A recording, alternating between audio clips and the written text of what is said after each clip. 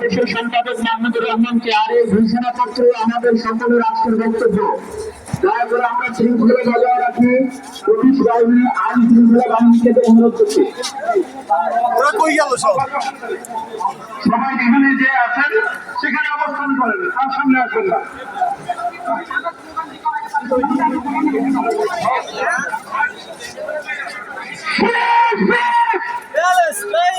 আমি বলবো আপনারা বলেন প্যালেস্টাইন,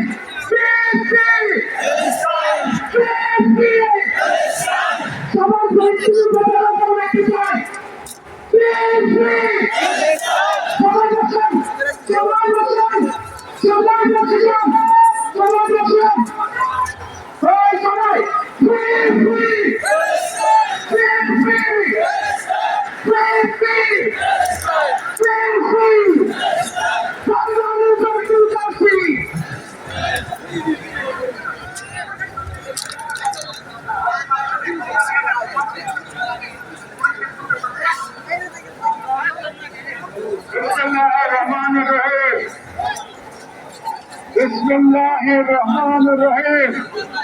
আল্লাহর নামে শুরু করছি।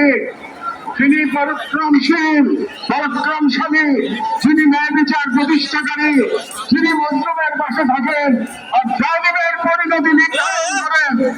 আজ আমরা বাংলাদেশের জনতা যারা জুলুমের ইতিহাস জানি, প্রতিবাদের চেতনা ধারণ করি, সমবেত হয়েছি আমার মৃত্যু ভয়ের জনগণের পাশে দাঁড়াতে। আজকের এই সমাবেশ কেবল প্রতিবাদ নয়, এটি ইতিহাসের সামনে বলে আমাদের জবাব, একটি অঙ্গীকার, একটি শপথ। এই পদযাত্রা গণনামায় থেকে আজ আমরা ৪টি স্তরে আমাদের দাবিগুলো উপস্থাপন করবো।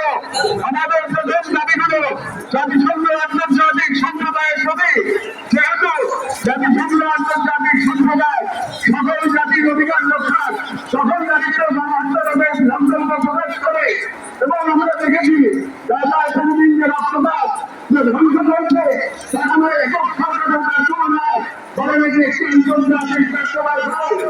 এবং এই